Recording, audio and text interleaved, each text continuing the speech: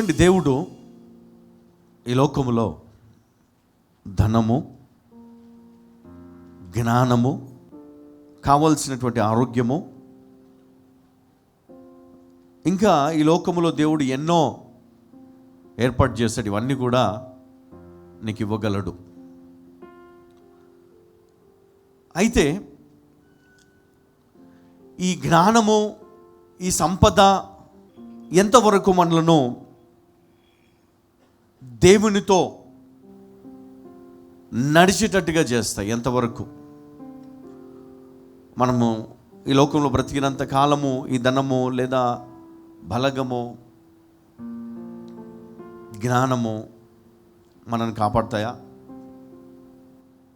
ఒకవేళ దేవుడే నీకు ధనము, ధాన్యము, బలగము, జ్ఞానము గనక ఇస్తే నువ్వు నిజంగా దేవుని కోసం నువ్వు జీవిస్తావా?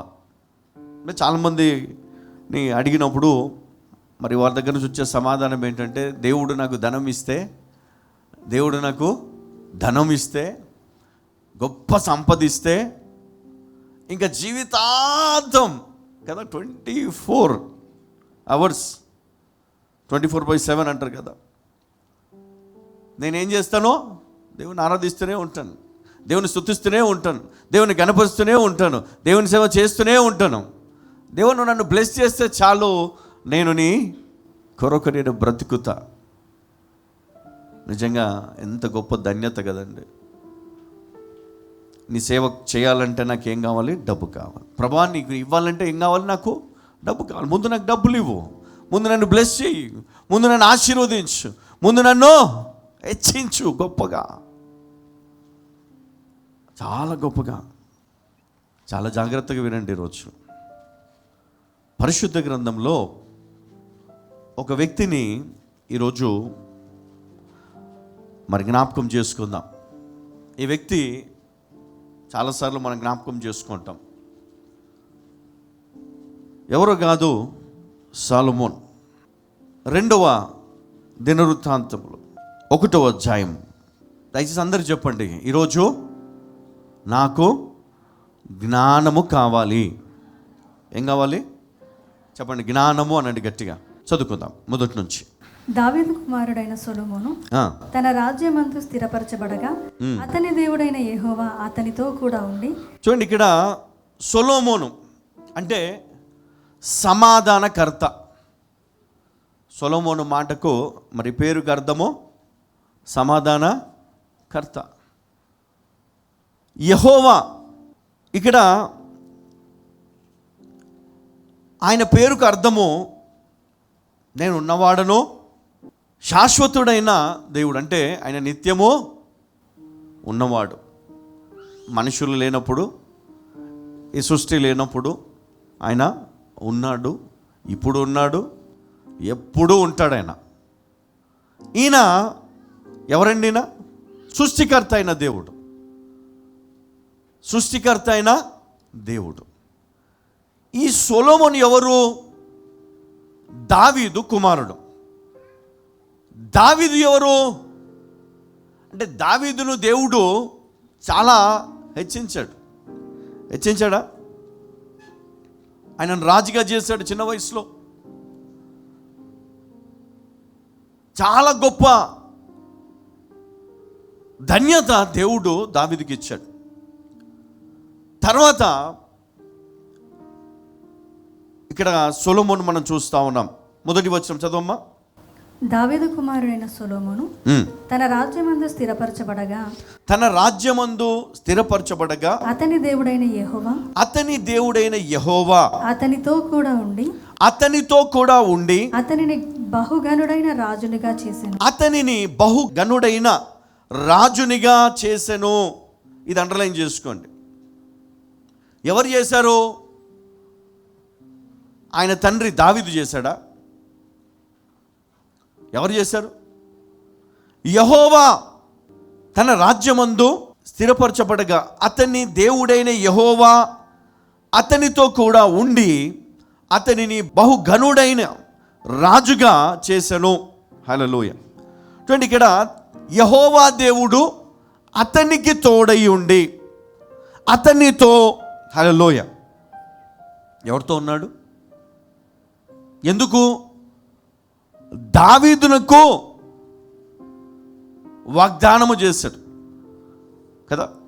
అబ్రహాముకు వాగ్దానము చేసిన దేవుడు, దావీదునకు వాగ్దానము చేసిన దేవుడు ఈరోజు సొలొమోనుకు తోడై ఉన్నాడు. ఈరోజు ఇక్కడ ఉన్నటువంటి మీరు దేవునిలో ఎంతగా బలపడ్డారో నాకే తెలియదు. మీ తల్లిదండ్రులు మరి ఎంతగా వారు దేవుని యందు భయభక్తులు కలిగి మిమ్మల్ని పెంచారో నాకు తెలియదు. కానీ ఒక విషయాన్ని మట్టుకు నేను ఈరోజు మీతో పంచుకుంటున్నాను.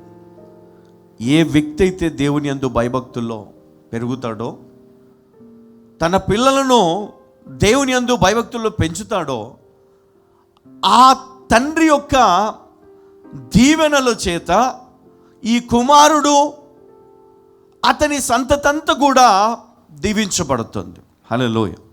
అందుకే దావీదు కుమారుడైన సొలొమోనును దేవుడైన యెహోవా అతనితో కూడా ఉండి అతనిని బహు ఘనుడైన రాజుగా చేసెను. ఆ రాత్రి యందు దేవుడు సొలొమోనుకు ప్రత్యక్షమై, నేను నీకు ఏమి ఇయ్యగోరుదువో దాన్ని అడుగుమని సెలవియ్యగా. చూడండి, ఇక్కడ దేవుడు ప్రత్యక్షమయ్యాడు. ఎవరికమ్మా? సొలొమోను యవనస్తుడు, చిన్నవాడే. ఆయన తండ్రి ఆరాధించే దేవుడు యెహోవా. ఆయనను సొలొమోను మరి ఆరాధిస్తున్నాడు. ఆయన కొరకు బలులు అర్పించాడు, దేవునికి ప్రార్థించాడు.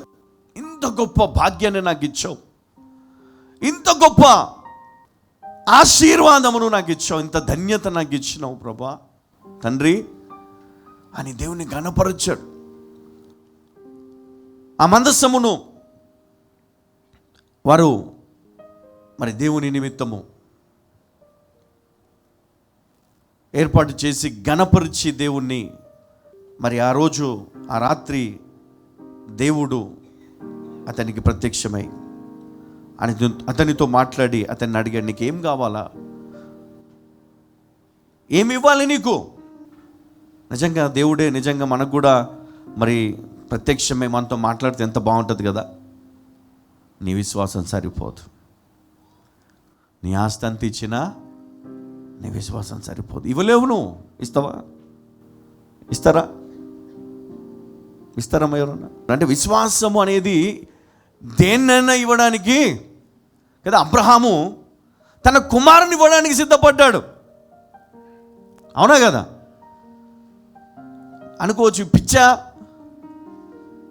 ఏంటి, నా కుమారుని తెచ్చేస్తాడా, బలిచ్చేస్తాడా, నరికి కదా ముక్కలు చేసి దహన బలి అర్పిస్తాడా? కుమారుణ్ణి అర్పిస్తాడండి. దేవుని కొరకు తన ప్రాణాన్ని ఇవ్వడానికే సిద్ధపడ్డ ప్రజలు ఉన్నారు పరిశుద్ధ గ్రంథంలో. అలాంటిది ఈయనలో ఉన్న విశ్వాసమును బట్టి, ఈయనలో ఉన్నటువంటి ఆ భయభక్తులను బట్టి, తండ్రి ద్వారా ఈయనకు సంక్రమించినటువంటి ఆ యొక్క విశ్వాసము ద్వారా దేవుని అనుగ్రహమును పొందాడు సొలొమోన్. హల్లెలూయా.